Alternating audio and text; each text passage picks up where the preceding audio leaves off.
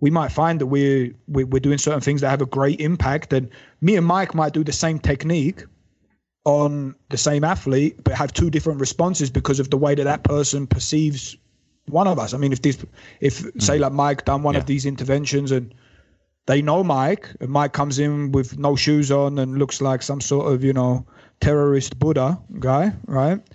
They might have a great response to him, but with me, they're already like, I don't like him. He's English. He's, ginger, but you know what I mean? So I've been doing body work for years now, and there are certain guys that I do body work on that no matter what I do to them, they get better. No matter what I do. And when we were in clinic, I had to do like 1,000 clinical hours for acupuncture. When we were in clinic, we'd see people come in for anxiety or for shoulder pain or for neck pain. And I'd see some of these treatments. I'm like, these are terrible treatments. But the people would come out feeling better. Why? Because they believed they would. That was Alex Brooker and Mike Guadango. And you're listening to the Just Fly Performance Podcast.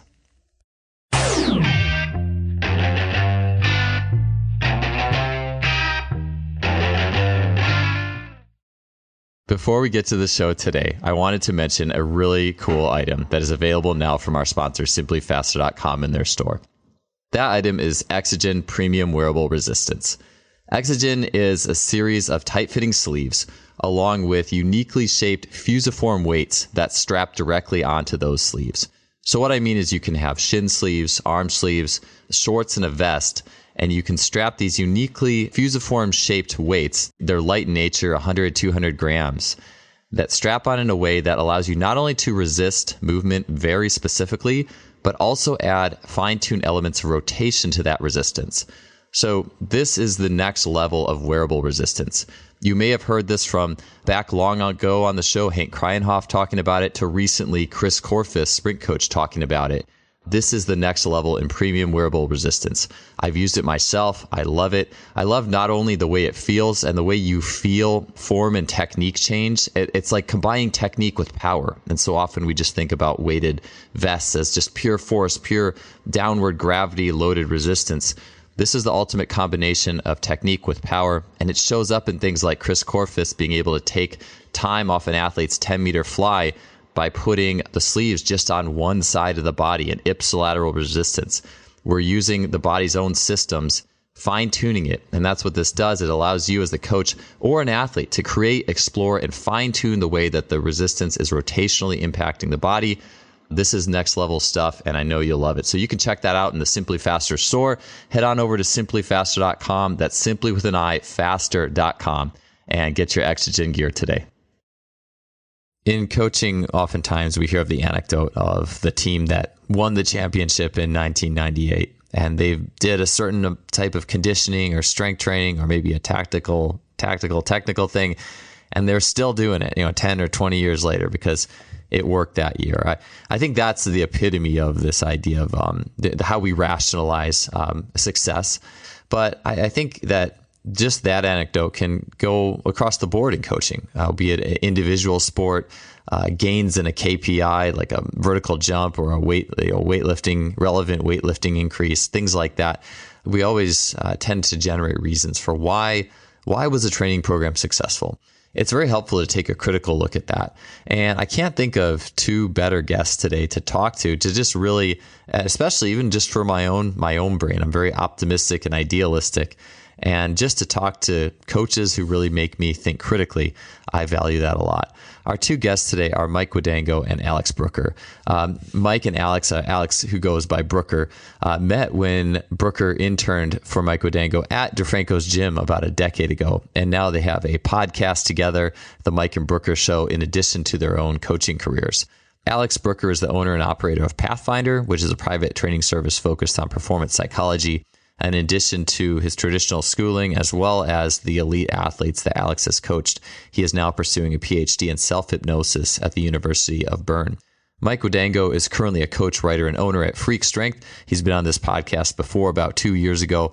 Mike has mentored under some of the best coaches in the world, such as Buddy Morris, James O'Thinker Smith. He started his career working at DeFranco's gym. And Mike has coached athletes of all levels from many different professional sports to Olympic medalists to youth and everywhere in between. Mike also, just like Brooker, has evolved his coaching into the mental side of things. Mike does a lot of work with pain science and is pursuing acupuncture degree and certification. We have this triad really of pain science and rehab, athletic performance in the traditional sense, and then the mental aspect of things. And we're going to get into that heavily today. So really, you could say the topic is why and how do we adapt to training or rehab program? So we're going to get into elements of that.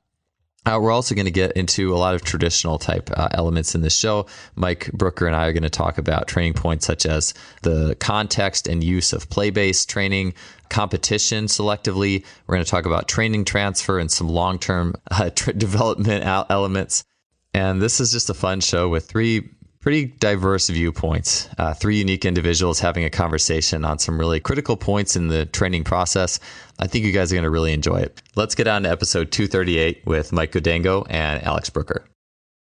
So one of the things that I know both you guys are doing outside of both working in the private sector, at least, is that you guys have moved into, I guess you could call it more alternative modes of training and recovery. So clearly you guys have had a lot of success doing what we would call the staples, strength and speed and function.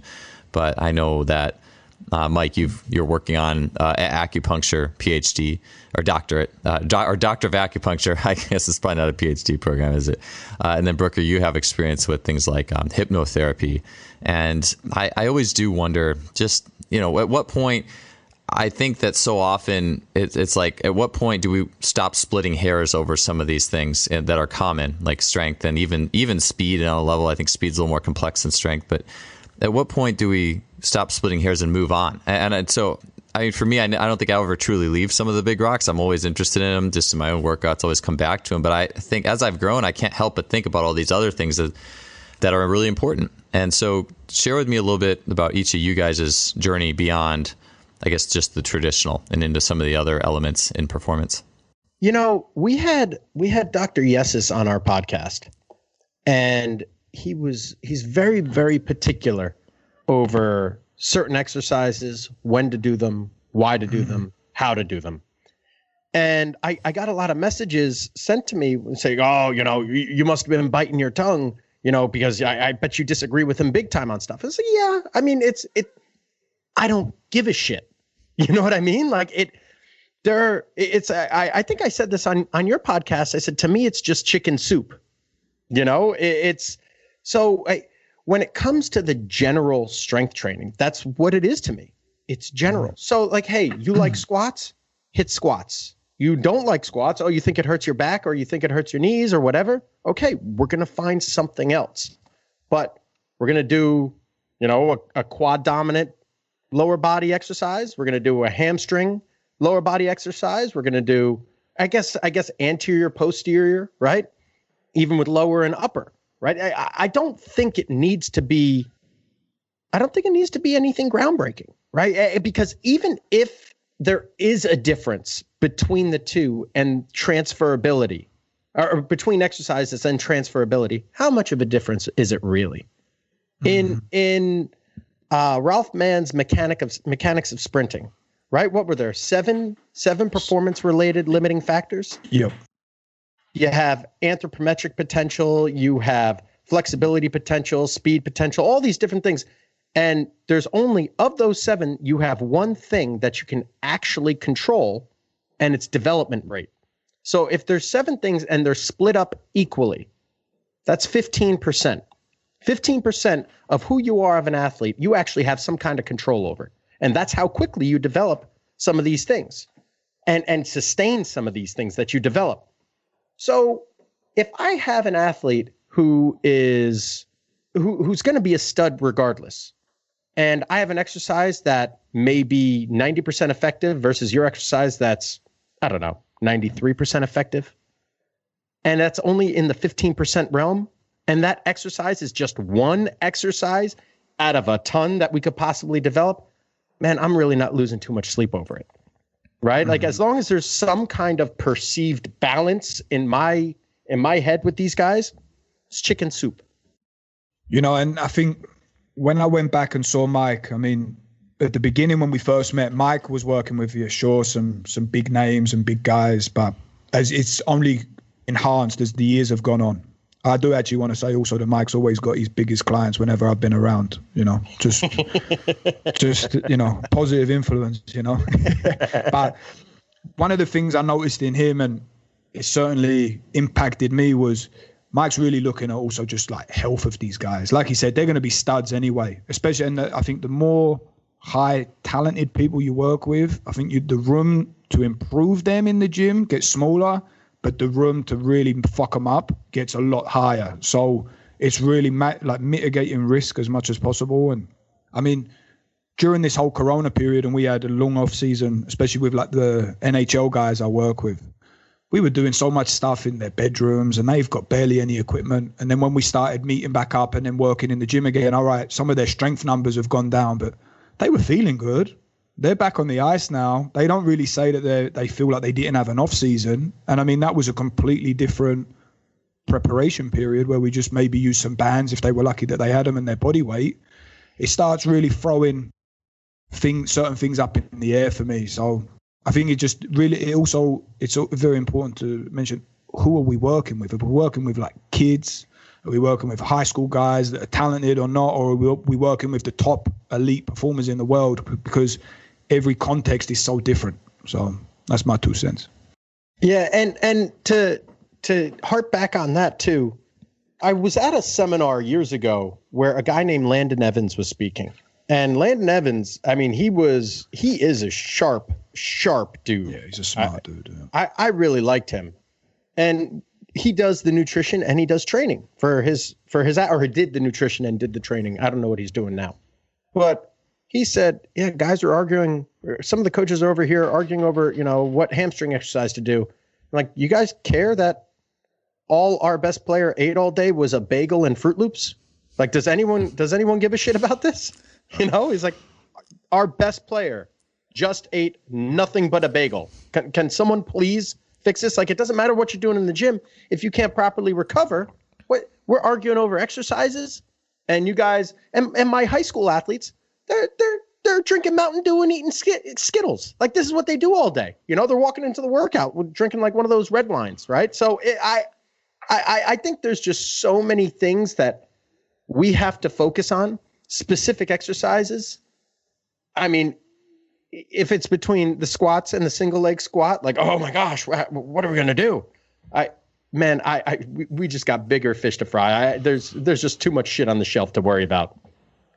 I think that a lot of times I think you have to get outside. I did an Instagram post about this a while ago, but you have to first step outside the bubble to see that what you were really painstaking yourself about in the bubble really wasn't worth all the hair splitting you did. Even to the point where I feel like people who go out and actually coach a sport, maybe it's on a lower level, you actually coach the sport, and then you can maybe reframe or spend time in a sports medicine context or like a high performance context. And because I'd like to talk about just diverting attention, and because I agree. I mean, it's like whether you do one of the things I feel like the most apparent offshoot, and this isn't like a big one, but the slight turn away from hair splitting, like you said, like what type of lift, what type of hamstring, is just taking a more play-based initiative. I'd be curious on your thoughts on that, in the sense of, now that maybe that's not as true for pro athletes, but younger groups, the idea of, instead of coaching something a certain way, just putting obstacles and barriers out and letting athletes problem solve themselves, asking athletes to do a lift different ways, or making almost a game of ways to execute a lift, or games where you're staying in a crouch position for an extended period of time, you have to play and manipulate. I feel like, at least as I've seen it, a big shift that's happening in, at least for just it, let's just say for all intents and purposes, inside the box of physical preparation, as I see it, is a play-based initiative where we're not obsessing over the exact quote-unquote perfect thing, but we're letting people play with things and or play with movements and experience movements and be creative.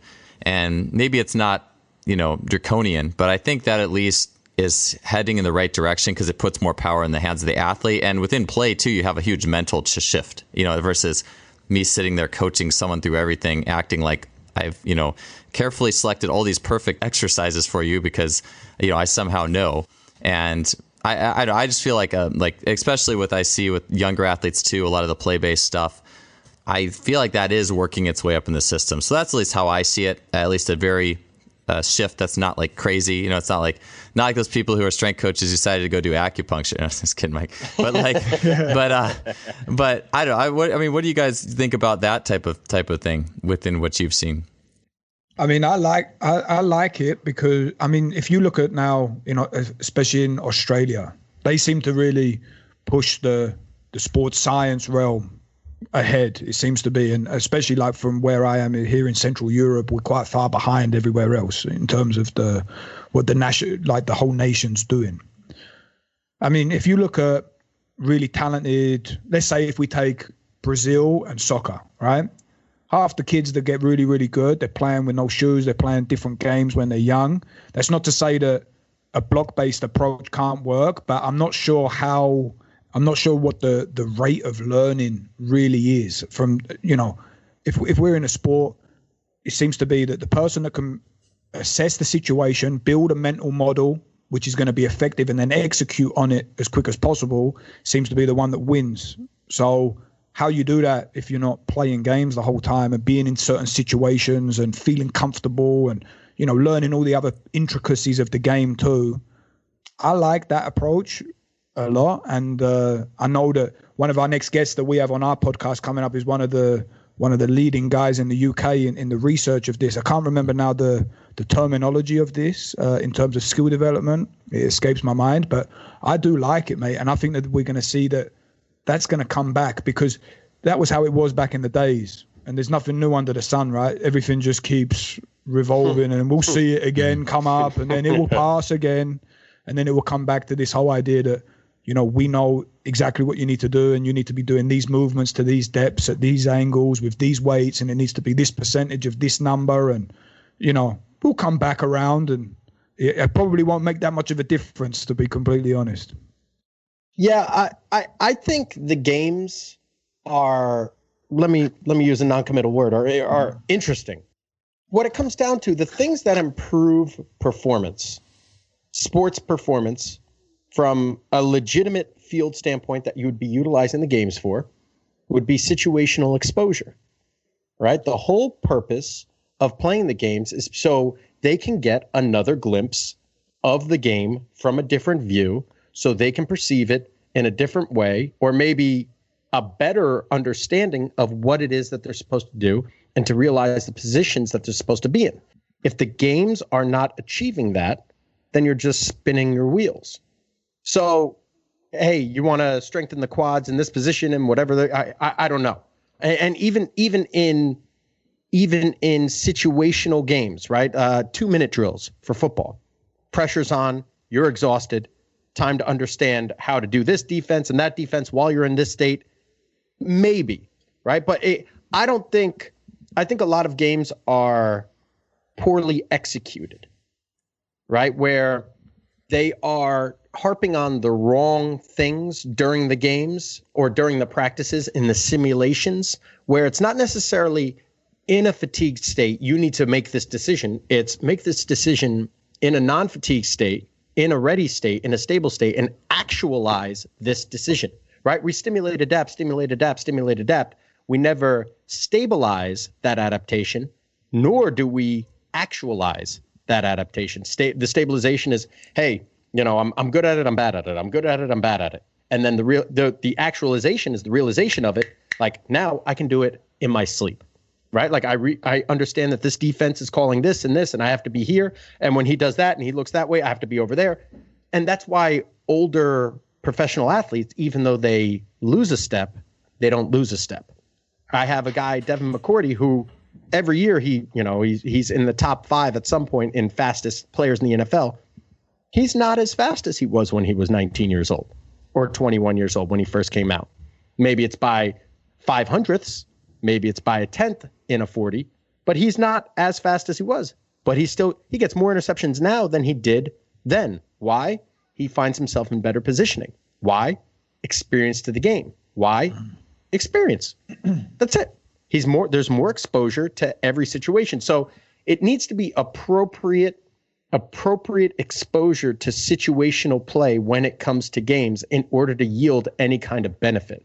And to say go out and do this for just the heck of it, I don't know if that's the right way. I think there needs to be a lot of thought that goes into these games, and not every athlete is going to benefit from the same game. I understand that. So I'll reply by saying I think that if we're talking about pure this is just me from I'll say this is coming from experience of what other people say, because my experience is more in individual sports. So this is just one of those things where this is Joel's intellectual wheels, what I conjecture. Again, sometimes intellectualism, as they say, is the crutch devoid of experience. So like, I don't have a ton of experience working directly with football players as per their game needs and models. So I could say, like, when I guess you could say, was in the scholastic setting and I didn't have the option to do anything outside of my box. Hey, you are here to do their physical preparation. You can't do, obviously you're not on the courts with these athletes. You're not teaching them to do anything else. It's the way it is. Versus I think in the private sector, you can kind of create your own superhero a little bit. Maybe we'll talk about that. Like, I'm a coach, I am this, and I can do this. And we almost form these. I think the way you can now reflect on training as a whole is different. But when you're just in one system, I know that at the very least, turning things into a game, at the very least, has a very positive effect on the athlete mentally and emotionally, as per the rest of the workout. In many cases, you'll see. The way I see it is, if I can get dopamine going better, if I can get a more positive stimuli there, ideally the rest of the workout should be a little bit better. So just from a general, just biochemical, is the athlete having a good time? Are they challenged on all levels, multilaterally? I think that's good. But as you said, Mike, is that gonna feed into the game? And I've read a lot of, like, Michael Zweifel's, he wrote an article for Just Fly Sports not too long ago talking about how even games like tag, is it a good game? Yes. Is it great for kids? Sure. Once you're an older athlete, a lot of coaches might warm up with tag on, let's say, the collegiate level. But it's not, compared to football, there's a lot of shortcomings, how you're tagging someone, how you're actually tackling someone. There's the higher level you go, there's more disconnects between the game and you might be playing, like, be it a childhood game. And that's why I do, James, not the Thinkersmith, Jamie Smith, you have strength, because I know we have James the Thinkersmith background here. So usually when I say a name, I have to be careful. But he did a really cool webinar for Just Fly Sports back in, maybe it was April or May. And I know, Emergence and Michael Zweifel and Sean Michigan, all these guys have, but he's got I was so blown away and not behind, but I was so kind of even lost in what he was doing, because it was so complex in the sense of, here's 1v1s, 1v2s, 2v1s, 3v2s, and all with at least more carryover as to the complexity and chaos of the game. And I was like, okay, there's a big difference between the games I'm playing with my athletes just to keep them happy and interested and make the general session better, and then these games with a really specific targeting. I was like, okay, if I was going to really sell my program as per, we're improving your perception and reaction and game speed and transfer, I would want to feel like I was really competent at doing what those guys are doing, Emergence and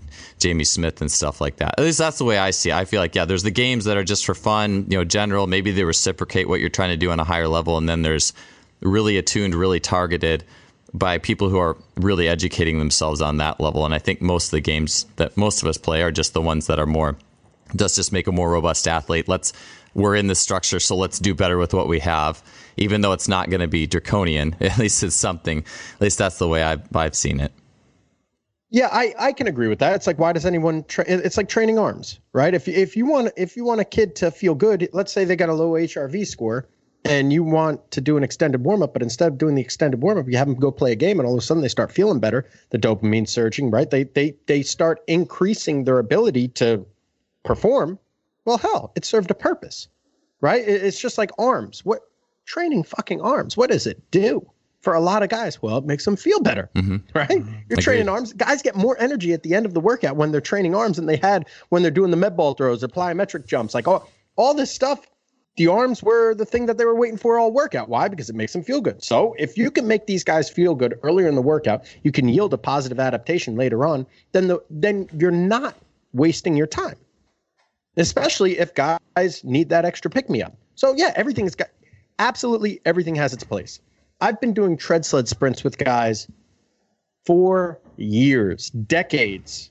Not decades. I've been coaching 14 years now. But for probably 12 to 14 years, I've been doing tread sled sprints with my guys. It was one of the first pieces of equipment I bought. I have guys that I've had since they were in 7th and 8th grade on the tread sled once a week, all the time, all year round.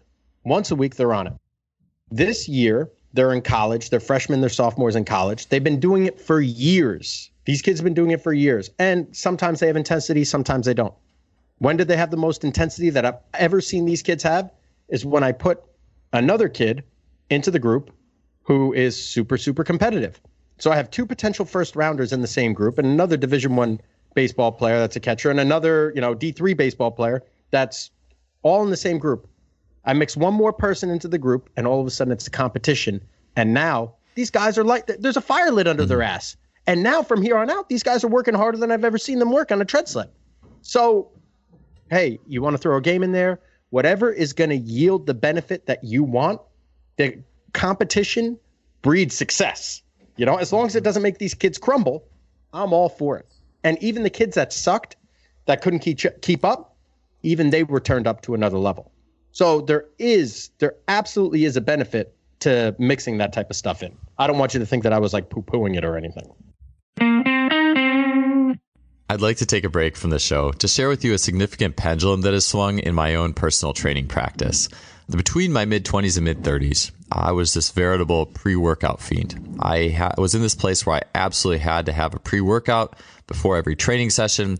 And after just seeing kind of the adrenal response flatline that created, amongst other things, at age 35, I'd been sick of that idea for a few years. I hadn't been taking pre-workouts for a few years, and I had been starting to get into more of Logan Christopher's like mental training, hypnosis prior to training sessions. I love that so much, I started to get into the products of his company, Lost Empire Herbs. So the first herb formula that I got was the Phoenix formula. This is far different from that generic bottle of Ginkgo biloba that you might see at the drugstore. As Logan says, these are not your grandfather's herbs. This earthy and immaculately well-sourced compound, my first dose of it, I felt this unique and subtle tingle through my whole body. And I instantly knew that I was onto something that was really going to change the way I looked at this portion of my training and well-being.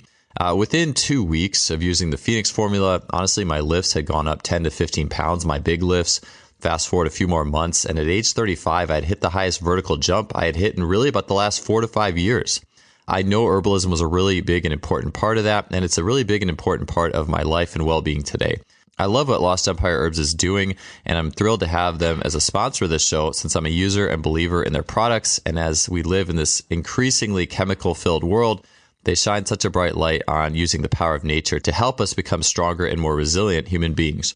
So if you want to get a hold of this herbal supplementation to boost your own performance, head to lostempireherbs.com/justfly, and you can see my own personal top recommended herbs that I use, including Shilajit resin, as you may have heard Grant Fowler talk about on a recent show, and then get 15% off that purchase. So again, head to lostempireherbs.com/justfly, that's JUSTFLY, and you can go ahead and see my top recommended herbs and get 15% off your purchase. All right, let's get back to the show.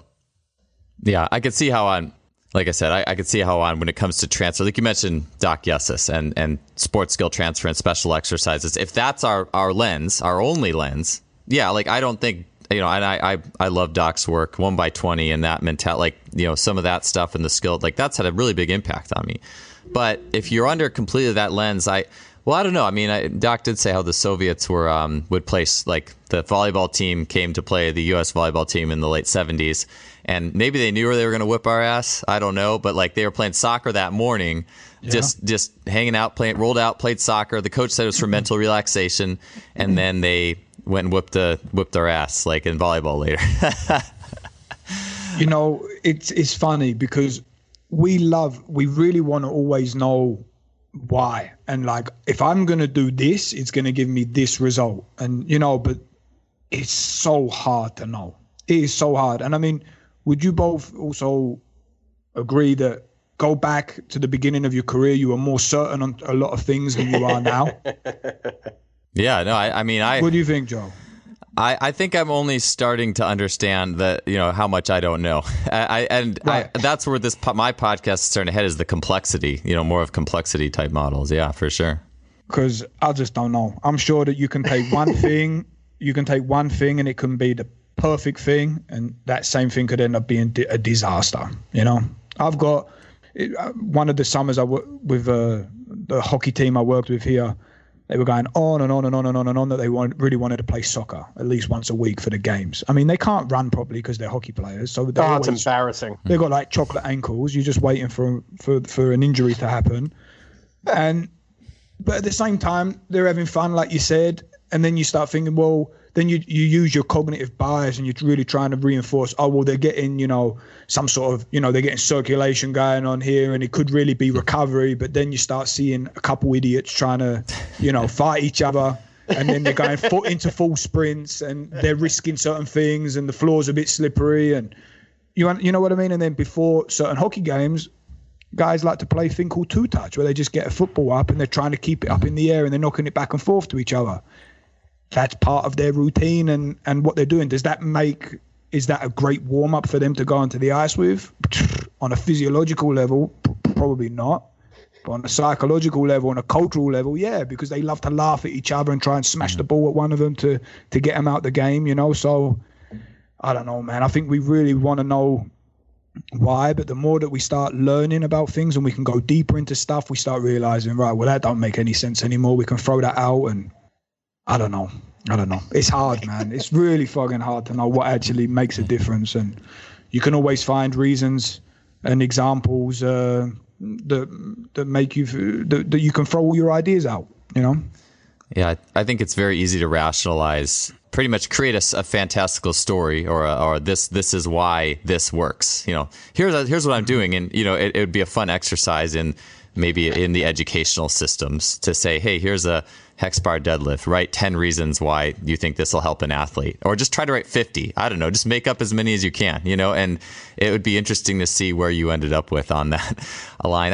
One thing though, Brooker, to what you're saying, I do think wherever you want to go with this term, I like the term as above, so below. You could look into fractal geometry and Mandelbrot's and those types of things, but you always will see a piece of the whole wherever you go. And so I always, almost like it's just a matter of principle. It's just like if I'm training an athlete in the gym, I need to have, just for me personally, it's like I need to have a piece of your sport emotionally, perceptually, cognitively. Maybe it's just emotionally. Maybe it's just I want the same, like, Jay Schrader's type. Like I want the same intensity. Like everything, this mental intensity needs something should mirror that. I don't know. Can I put that in a scientific study? I'm not sure. But to me, at least, it makes sense. Yeah, I don't know. My first response is I'm not sure. I disagree, but I'm trying to formalize it in my head. That's okay. I'm okay so with. Mike, if you can, I'm okay with this. I'm okay with disagreeing. Of course. I was with you, Brooker. I'm like, I don't know if I agree with that, but I can't explain why just yet. I need to. That's one of those things that I got to sit down and think about. I'd say that again to me. So the idea that the redundancy of organs, like look at the lungs. Like the lungs, you have a redundancy system where you go deeper into the alveoli and the little piece of the lung, and it's basically the same thing, self-replicating. So we live in a world of on at least a level like a self-replication. And so for me, it's kind of my thought is, unless it's like a day and night thing, right? Like recovery training. But as long as we're training, I feel like that there should be some element of be able to relate this to what an athlete enjoys in the game as part of the game. Like Mike, you said, competition. I mean, maybe that's it right there, right? Like, I don't think any of us would disagree. I just did a podcast with Brandon Bird not too long ago, and who gets really incredible results, especially with what he's posting in speed results. And his gym is probably, as for what I've heard and talked to him, one of the most competitive gyms that is out there in terms of there's so many PRs to be broken. People are always competing with each other. And so maybe that's just one example. But yeah, that's where I'm getting at, is something from competition should be there mentally, physically, emotionally. Some level should be there with you in training, something that signifies that. I mean, if they're always practicing their sport, which is the only thing that that's really going to make a big difference, it's always there, right?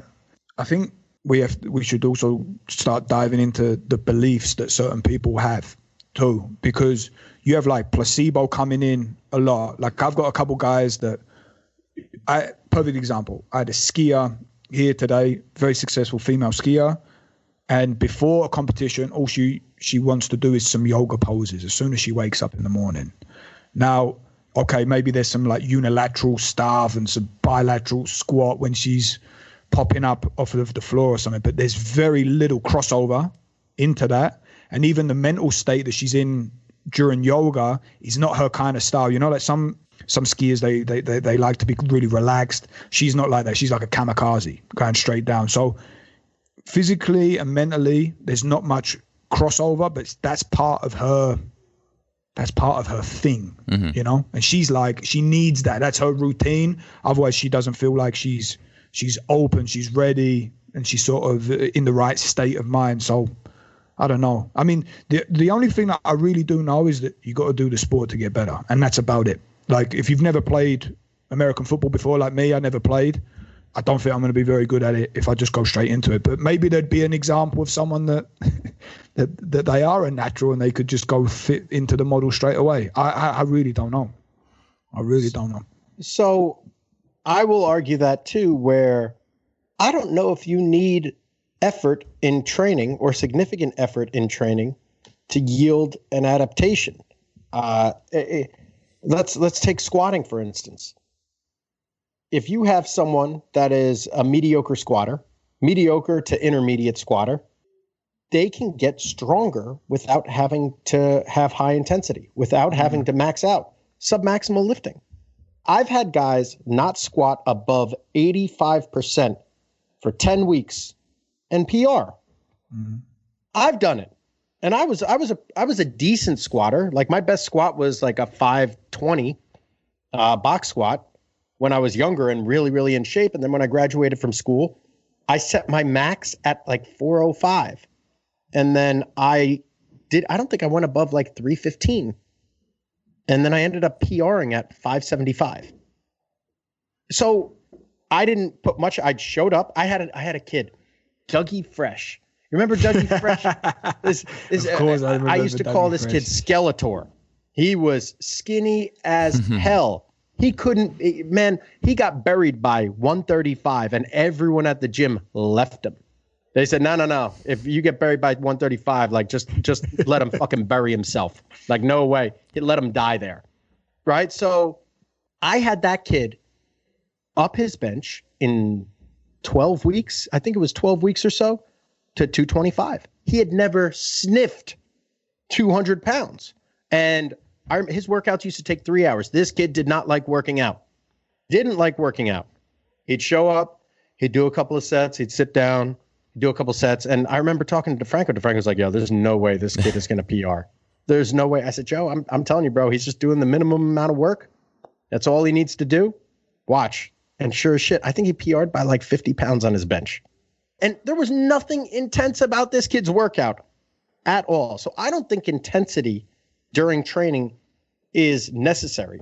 I remember when Andre DeGrasse won the silver medal in the 100 and 200, Stuart McMillan tweeted out that not once during the preparation did he run maximally. I don't think Brooker, do you remember that tweet? It was something along those lines. It was something like that. He didn't run at 100% intensity once that year. It was all 90%, 95%, something like that. So that's a silver medalist in a sport that is all about intensity, right? Like that's explosive, 100%. You think, who's the most explosive person on the planet? Let's think 100 meter. Let's think 200 meter, right? Like that's what people think, speed, explosion. So I don't know if it has to be intense like that. I think there just needs to be a certain volume of work put in. And then there's other weird shit. I mean, I had a swimmer who was sick in the lead ups to a championship.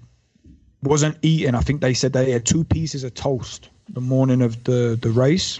Hadn't eaten for a couple of days. They PB'd. I've also seen certain things. I mean, and we've all experienced it ourselves. Say like if you just fall in love, or if you have a kid or something, and you've got this otherworldly energy about you too, you're able to do things that you normally you wouldn't even dream of. So there's all these weird things that are going on, and I definitely can't explain it. I don't know. And the more you start diving into different things, like Like I'm fascinated with the placebo effect. Placebo works when people know that they're taking a placebo. It still works. I mean, I've got no idea. I've really got no idea. And I'm sure that the people that are listening are probably like, this is the most boring thing ever. You're saying that you don't even know what gets people better. But I'm sorry. Yeah, I've got no idea.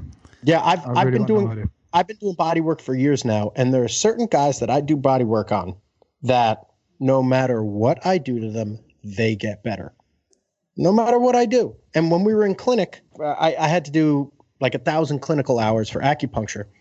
When we were in clinic, we'd see people come in for anxiety or for shoulder pain or for neck pain. And I'd see some of these treatments. I'm like, yeah, these are terrible treatments. But the people would come out feeling better. Why? Because they believed they would. Yes. I agree with that 100%. And I'd like to get into that. So I'd like to maybe close out this little bit in a bit, because this is actually a really good topic. So I don't want to like let it die here just because maybe we say we don't know, or we have a little, because actually I want to unpack this. I have some thoughts based on what you guys are saying. And then let's get into that, some of that mental and belief, because that's huge, because I've seen that as well. Like, why is the athlete who's chronically in the training room for their back getting hurt and nothing seems to, you know what I'm saying? Like, that's where you have to go that extra layer. You have to go into the mind, and because so much stuff. And like you said, Brooker, too, I mean, I've read like The Cure Within. One of my favorite stories in that book is a guy, I don't remember, I wish I remembered his name, but maybe like 100 years ago, a guy who swore that this bacteria was harmless, and it was like a super live bacteria that would fuck you up, and just drank it in front of everybody. Said basically, fuck all you. And he didn't get sick, didn't get hurt. Nothing hurt him at all. He believed with his whole heart that it wasn't going to damage him. And so stuff like that blows my mind. I love that stuff, by the way. And that's why I want to get to that on this back end. But Mike, as to what you're saying, like, I get it. Like, Easy Strength is one of my favorite books, and the mentality of leaving reps in the tank, and even, like the submaximal effort. I definitely understand that. I guess my thought would be, I mean, who knows? Like you say, like with the speed, what if you never tested yourself? What if it was always a relaxed effort and you never competed? You know what I'm saying? I know at Altisalat, I believe at least they do a lot of like short, sprints where people are competing against each other, but I don't know what that situation was, and I've never been there. But I've heard that at least. So my question is at least there should ideally at least be some point where you're testing yourself, competing yourself, but maybe that's not the point. I know with the lifting, I mean, you're right.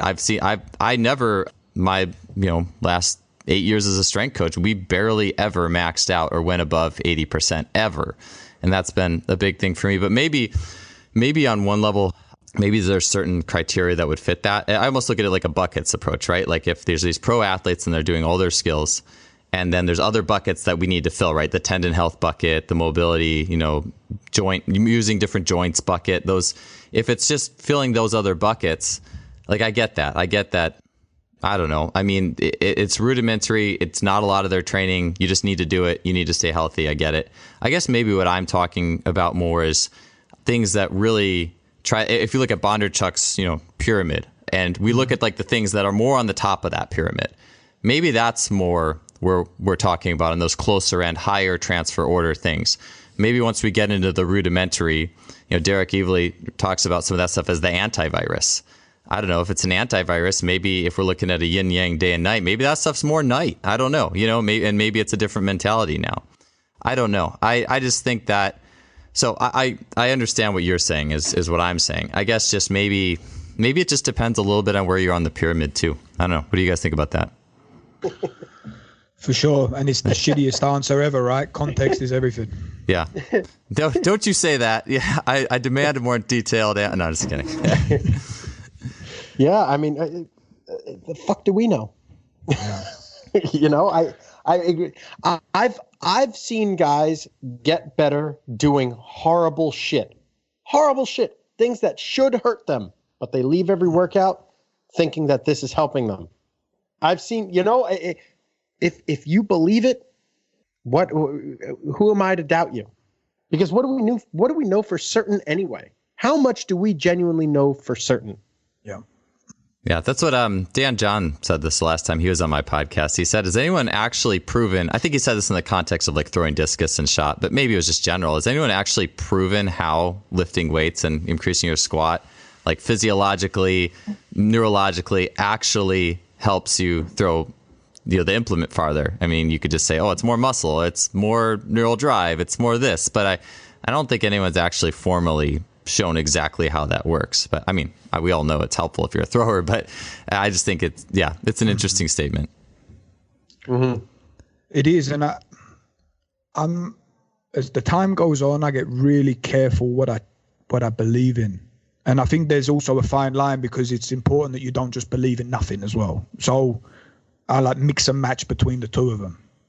Because if you really get into this idea that you think you know that this is going to work, well, what happens if it doesn't? And what happens also if you're limiting people from exploring different stuff? Like I kind of like that idea, like rather than like me being an authoritarian with my athletes, I really like try to listen to them and get their bits too. Like, what do you think you need to work on? And how do you like this idea? And have you got some ideas on how we can build this up? And really try to work together with them, rather than like, I'm the gatekeeper of the information, and it needs to be, I need to have seen like this peer-reviewed study to do it, and different things. You know what I'm trying to say? But at the same time, sometimes I get into the mode of like, what the fuck, and throw everything up in the air, and none of it really matters anyway. You know, there's so much evidence that, you know, so many people have done so many crazy things, and it doesn't really make much sense with the models that we have. But at the same time, there is still some value to it. So, yeah, I don't know. Maybe we need to go on, because I end up just going into this mode of like, I've got no idea. Yeah, maybe that's all I'll title this show. I have no idea. With Mike Guadango and a lot of downloads coming your way, bro. Alex Brooker. Right. Yeah. It'll be the most. Joe, man, I would love to be, and also like some of the questions that you asked, it was funny. I was looking at them a little bit before we started, and, I would also love to, you had one question, how do you mentally assess some of the people that you work with? I don't.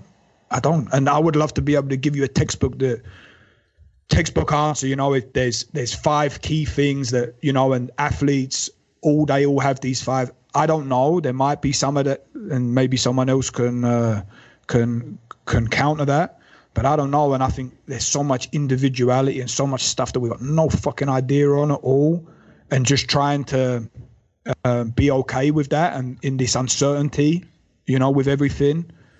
I'm trying to like manage that, and also really try to be honest to myself and to the people that I work with that this is all ideas, and I really can't give you 100 like a great sales technique. You're with me for 4 weeks. We're going to take this lift from this, and then that's going to transfer straight away into skiing, for an example, because the movement's basically the same. You're going to be a better skier if we get you squatting heavier. Maybe a bit at the beginning, but how much of it is also the belief, and do you know what I mean? It gets so messy the more that you dig into it. Yeah, to piggyback that a little bit, when it comes to the science of doing this and what works and what doesn't, I'm pretty good at getting people out of pain, right? Whether it's, again, placebo, or whether it's my ability to lengthen, strengthen, increase proprioception, whatever. That being said, I don't believe that there's any specific way to go about doing it. Whether it's needle intervention, whether it's exercise. We had a physical therapist on our podcast. His name is Michael Hope. He's a physical therapist. He never puts his hands on a patient ever. All he does is exercises with them. He doesn't do any soft tissue mobilization. He doesn't use stim. He doesn't use ice. He just has them do exercise. This is a physical therapist with a license to put his hands on people. He doesn't, and he has a great success rate. I have guys that, again, I work on them, they feel better. I have people that I work on and don't feel better no matter what I do, whether it's cupping, needle, stretching. It doesn't matter. Sometimes these guys just don't want to get better. Yes. But there's a little mental checklist that I have. One of the reasons why I am successful in some of my ways to help people feel better or no longer feel as much pain is because it's based off of probability. And that's what people need to realize is nothing is ever proven. There's only a suggestion of probability, right? So, hey, I got lower back pain. on my head, that's probably your glutes. Whether it's glute medius, whatever it is, could probably be your glutes. So if I work on your glutes in one way or another, there's a good chance your back pain's going to go away. Why? Glute medius, typically, if that's not firing right, the QL is not going to be right. So I work on that. That's the first place that I go to. If that doesn't yield any benefit, okay, where do I go from there? Let's check out the hip flexors. So everything I do is guess and check. And I go most common to least common. And it's a shame sometimes the least common is the first thing that you should have done. You work backwards, but you just go based off of probability with things. And if you have enough volume, enough data collected, the probability of your lower back pain coming from this is X. I should be documenting most of this and actually statistically analyzing it, but I don't do any of that. I don't know. Does that shed any light on it? On how we feel about it? The thing that struck me the most, and I like that you said this before, Mike, was just that it's almost like the starting point with all therapy. And I love the movement anecdote too, the therapist who only uses movement. And I just because I've heard other coaches, actually, Darian Barr, who's been on this show, has spoken about that when I've done sessions with him in the past in person, and just move, and to me, it's almost like this combination of belief and the power of the subconscious and whatever is the stimuli, whether it's you moving, whether it's someone's hand on you, it's a acupuncture needle. I think there's a lot of power to just believing that. And I know one of the interesting things with back pain, I don't remember this stat, but something like 80% of back pain is psychosomatic. I mean, I can tell you, like, I've seen athletes who just on the clock every year, 2-3 months before like the national meet, in the training room for a back issue. Like, it's just like, was it the training? Like, no. I mean, it's and I think that fits with those athletes aren't going to get, their subconscious isn't telling them that they're going to get better. It's just like it's an out. It's a crutch or whatever. So it's not unusual for people to get prescribed antidepressants for back pain, and they work. Really? Mm-hmm. That's interesting.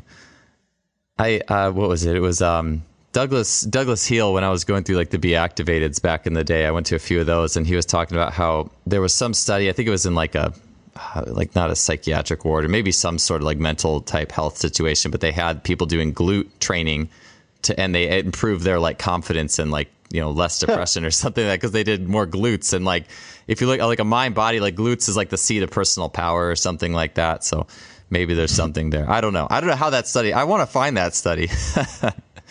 But all that stuff it's super interesting. And I totally believe that with the antidepressants and back pain. It makes very perfect sense based off what I've seen.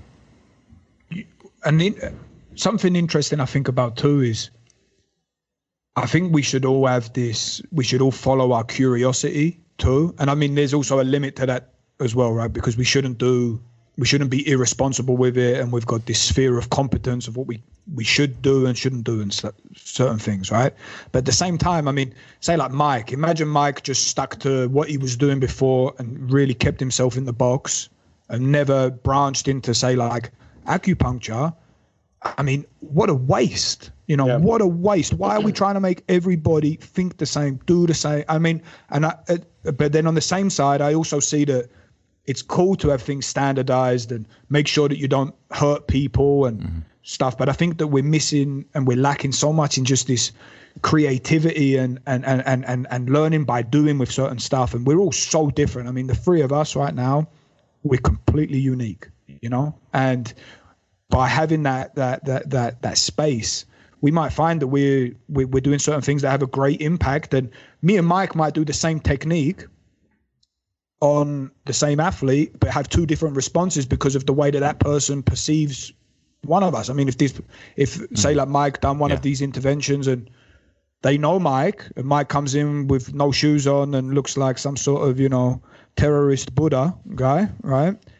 They might have a great response to him, but with me, they're already like, I don't like him. He's English. He's, ginger, but you know what I mean? So there's so much stuff. I mean, for me, it gets overwhelming sometimes because it's so hard. And I think it's really nice if, also one of the questions you asked was, how did you branch into these alternative stuff? For me, and I think also for Mike too, is really about curiosity and not feeling like we had to do the same as everybody else. And I think because me and you have always been in the private sector, even though we've worked with teams and different things, that's been an absolute blessing for us, because we have had that space and freedom, and it hasn't been like, no, you can't. It has to stick within this program that we have already set up for you. Yeah, you know what I mean?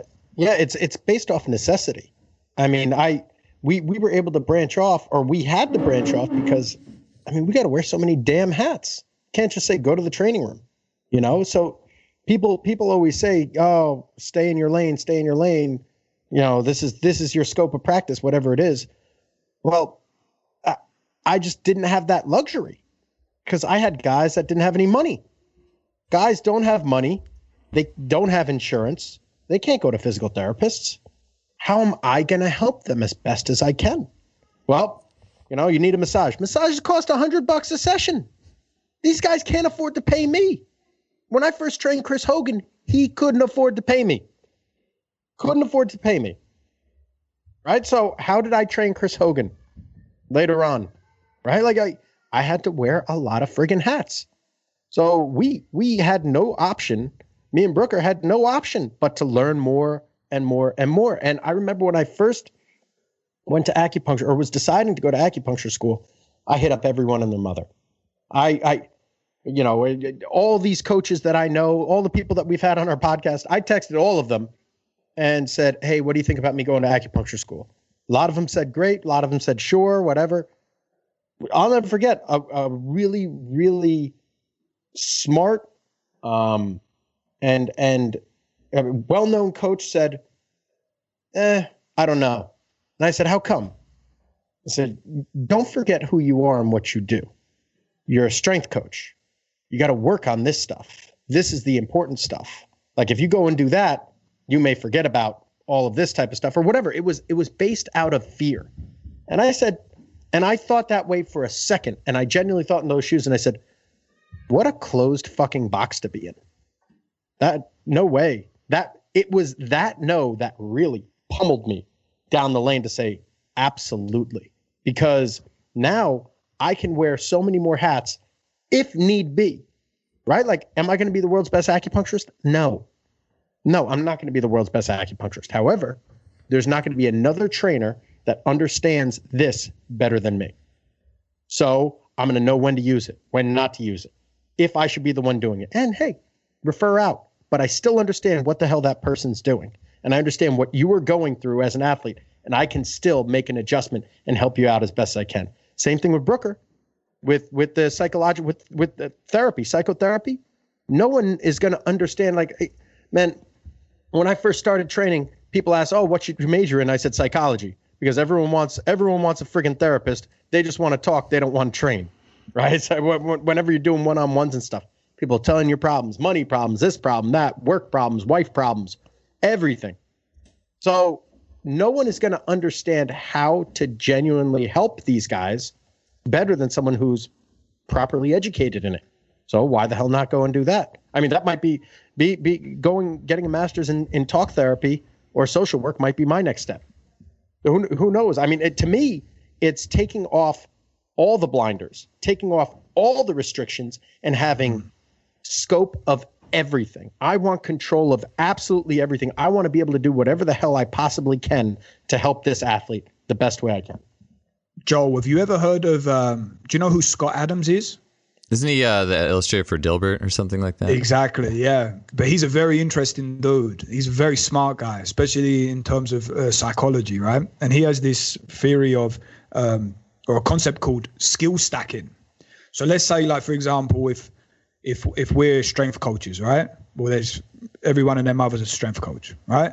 But like now Mike has, for example, he's a strength coach and he's an acupuncturist. So now if you stack them two on top of each other, he's much more unique than the field, right? Let's say if he adds another thing in there, let's say he's an expert in public speaking or something like that, right?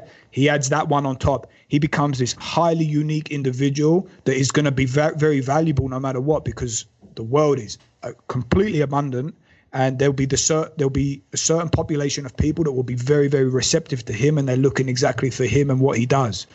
What's also very good about, I think the two of us is we've taken things that they're like our God-given strengths. Like Mike is good at pain, and he had to deal with a lot of pain himself, so he had to research a lot about that. And I think that's also one of the really cool things that we've been able to do is keep ourselves away from the influence and that you have to be this certain way, because our identity is not a strength coach, right? It's like a lot of people, if you say to them, oh, you're basically just a personal trainer, and people get offended by it,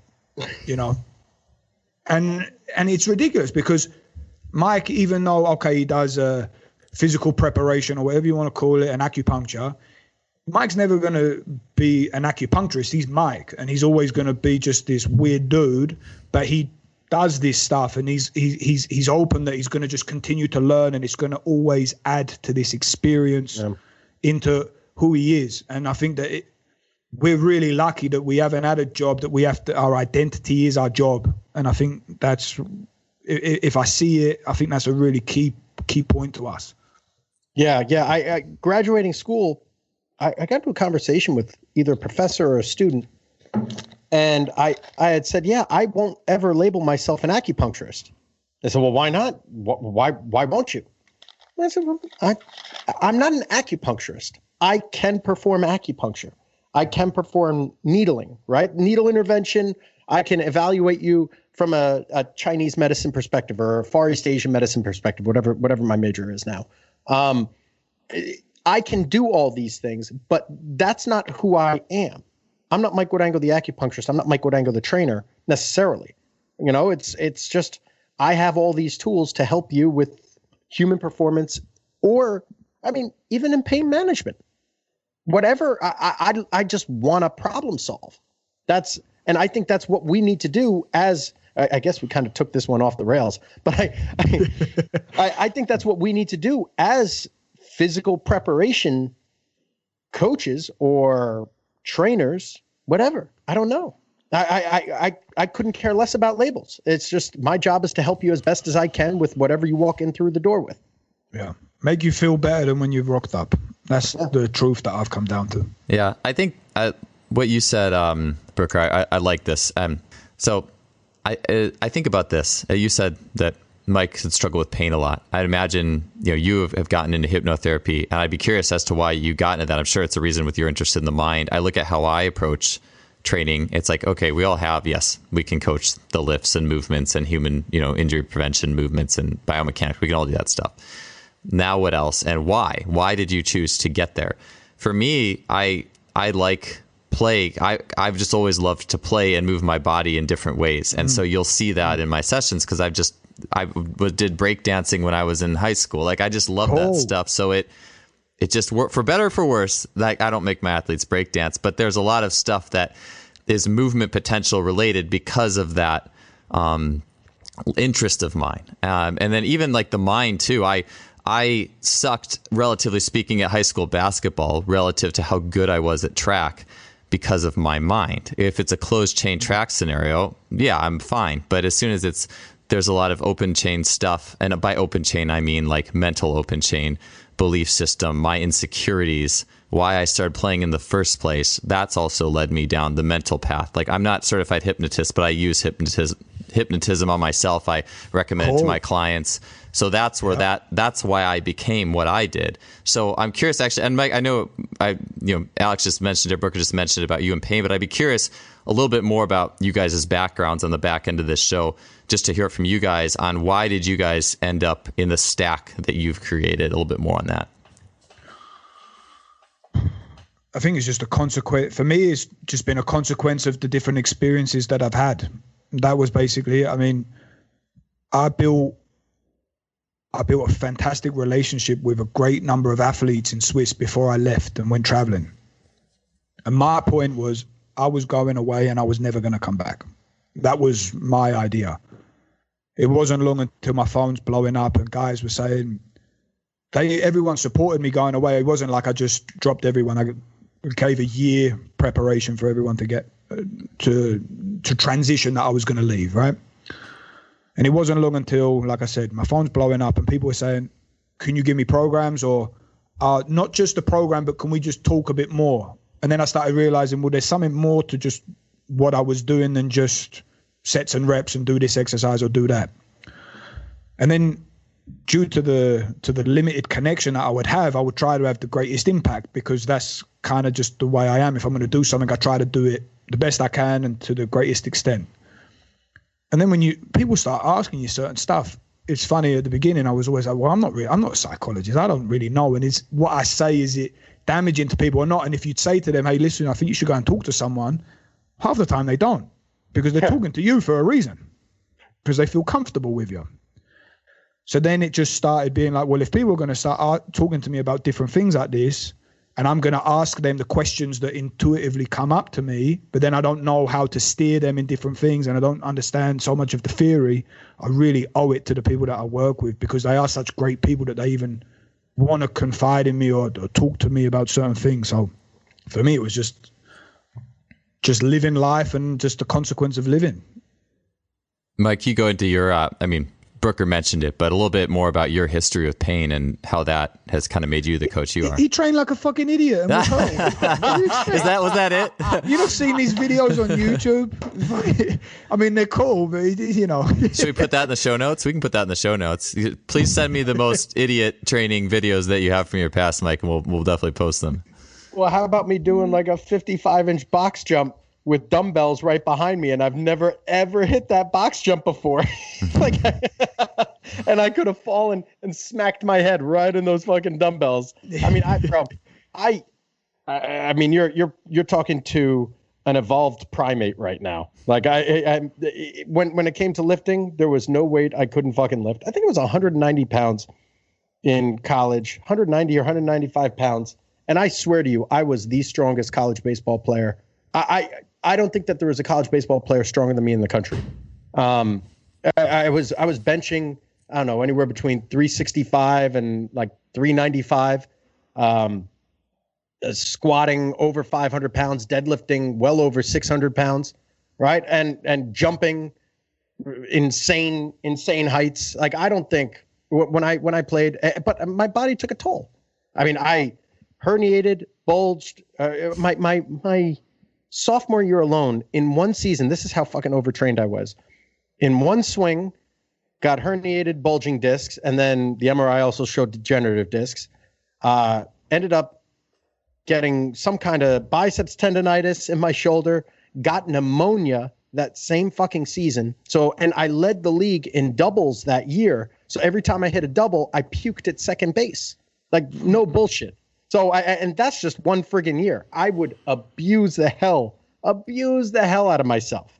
So, I mean, I was in pain. I remember I was in back pain, brutal pain for well over a year. And the first day I woke up without pain, it was like something was missing. And I was like, what? Something's different. I woke up in my bedroom in my parents' house. I was like, wow, this is strange. I don't know how to feel about this. So I've been in and out of rehab since I was 12, 13 years old. I mean, wrestling, I'd go to the ER once a month. You know, oh no, I think Mike dislocated his back somehow. Oh, he dislocated his elbow. He hyperextended his elbow. I'd get MRI after MRI. So, I mean, it's no mystery why I'm here. That's hilarious. Do you think that this rant, I don't want to go off on this because we talked about the general strength. Do you think that's why it kind of like helps shape your attitudes towards like, okay, it's not that hard to get strong. Like, I was a beast, right? Like, in, you know, and ended up getting hurt doing it. Like, do you think, I mean, that shaped how you train athletes more now, from like a, you know, more using a lot of general strength and rudimentary strength and those types of things in addition? Yeah, I mean, I got stronger. I didn't get that much better at rugby. That was the first bit, and then seeing other examples of it, to be honest. Mm-hmm. So, but when I was younger, it did kind of help me, but I don't know how much it did, because I used to be an idiot and max out on squats the day before I played a game. And maybe that was like potentiating me for the next day because I was too young and my level wasn't so high, so it didn't fatigue me or not. But yeah, for me, it was a very quick ceiling. It didn't get me. I just wasn't good enough. I wasn't sustainable. the adaptations that I yielded were not sustainable. And only after my internship at Pittsburgh with Buddy Morris and James the Thinker Smith, only after that did I realize why. Did I realize how simple my approach was and how I really didn't have to do what I did. I should have done more special exercises instead of focusing so much on the general. It didn't dawn on me until that internship, like what I was doing wrong. Because I'll tell you what, though. I mean, I hit the shit out of the ball. Like, I hit the ball friggin' hard. In the beginning of the season, it was great. However, like Bondarchuk would say, realization of sport form, right? He'd have his guys take creatine for X amount of time, and then they wouldn't realize sport form until they would already been off creatine for 2 weeks or so, and they had already had diminished returns of strength. So their strength numbers went down, but their throws went up. How? Why? Right? So I got better at baseball as the season went on, but my power numbers went down. So what was I chasing? Right? The realization that I was chasing the wrong thing didn't occur until long after I was done playing. So now, retrospect, I understand that, man, I could chase these numbers all I want, and I could have my clients chase these numbers all they want. It's not going to make them any healthier, and it's not going to make them any better at the sport. It may make them throw harder, may make them hit the ball harder, but it's not going to make them hit the ball. It's not going to help them repeat that throughout the entire season, sustain the efforts that we're trying to produce and reproduce. Gotcha. Do you guys use special? I know I haven't, don't think I've seen a video of it in your gym, but do you guys use some of Yes's special exercises and those things as as opposed to games like we talked about before, Mike? Yes's stuff, no.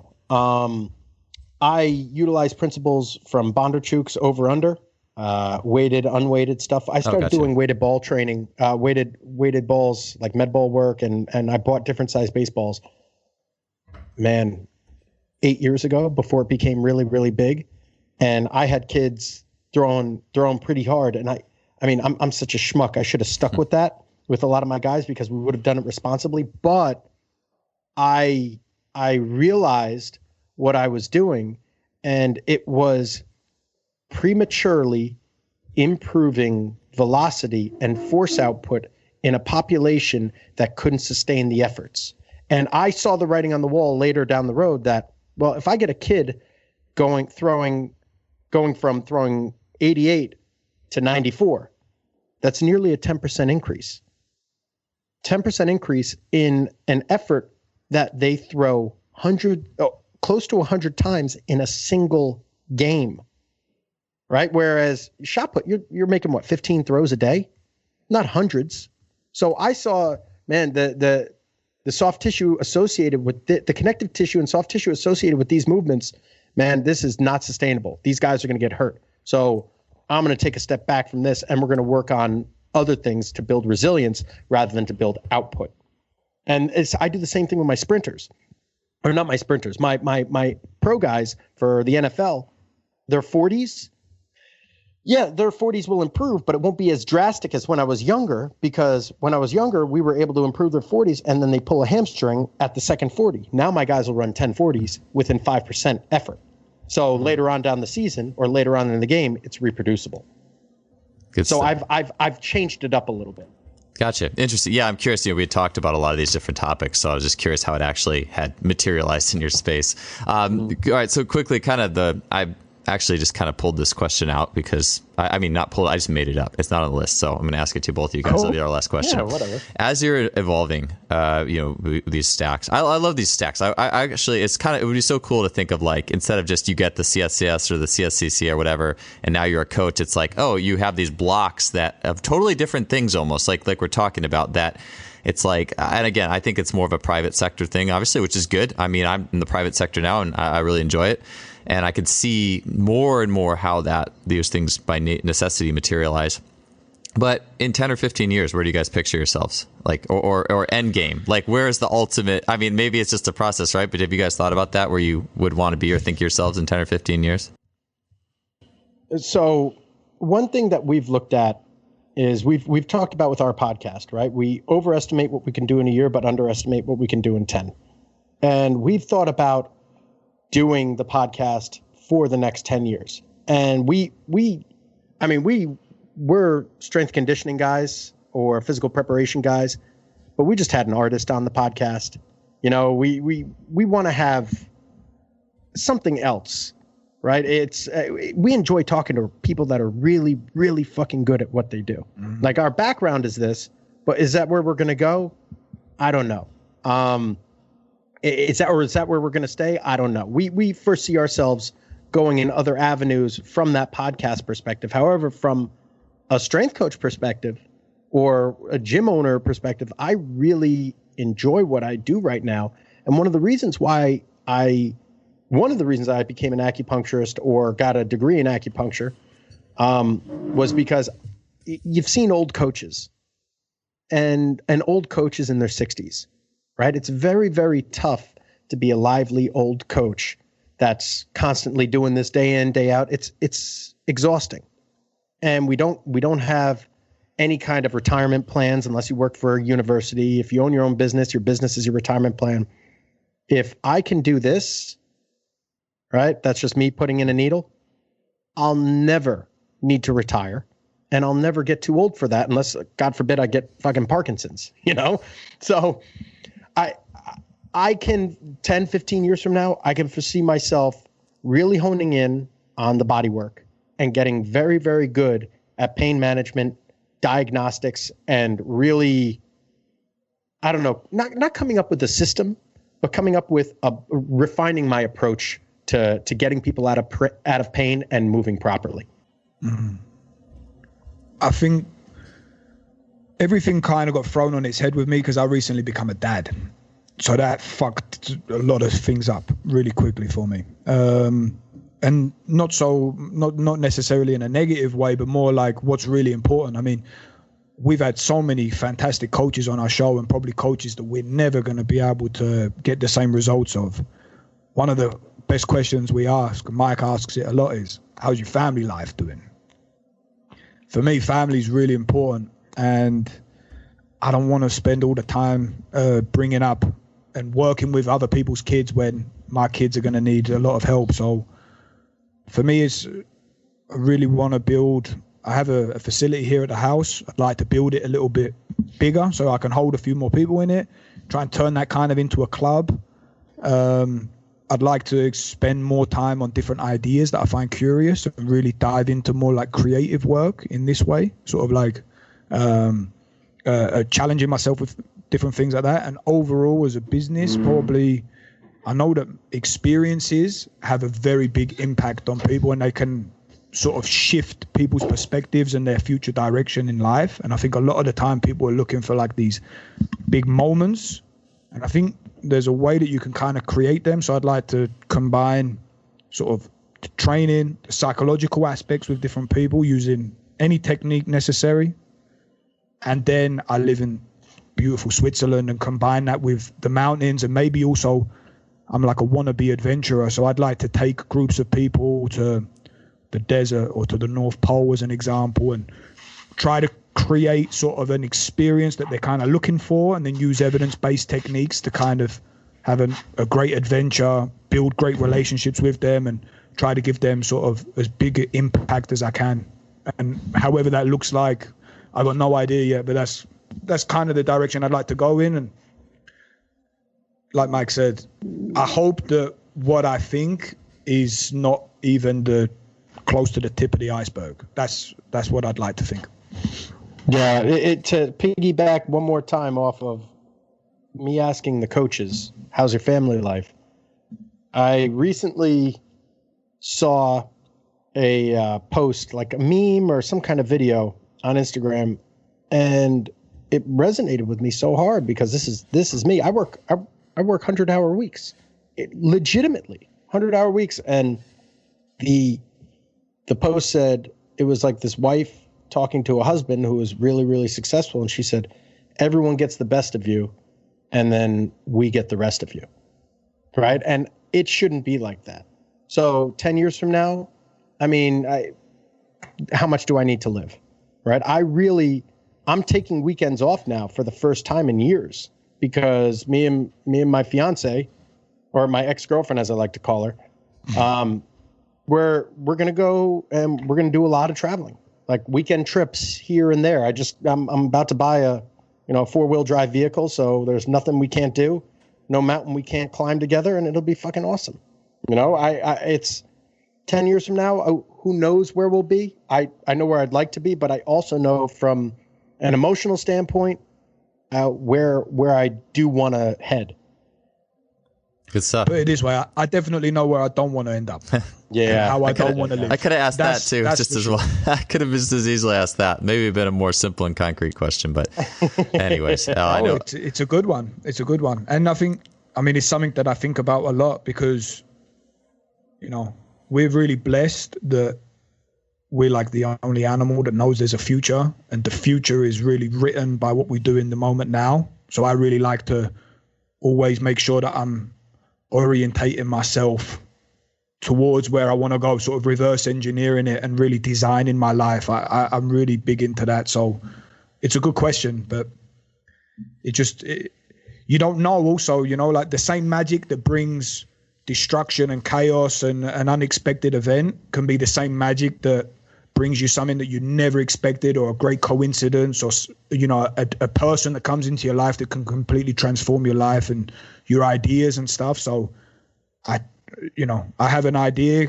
kind of where I want to go, but then I'm really just it's like being in a river. I know I'm going in the sort of the right compass direction, but then I'm just going to let go. And if there's waterfalls coming up, or if it's going to be like a slow, lazy river, I'm just going to kind of let go and not grip onto things and try to really force it. You know what I mean?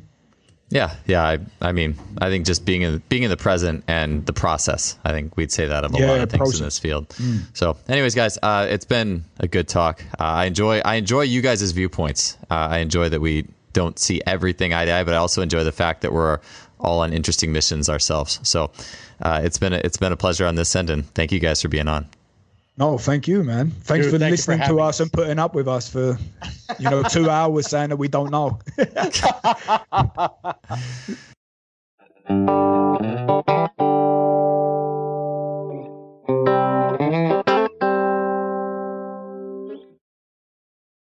That wraps up another show. Thank you so much for tuning in. Really appreciate you guys. If you enjoyed the show, you can leave us a rating or review on iTunes, Stitcher, whatever you're listening to, and we'll see you guys next week with another great guest.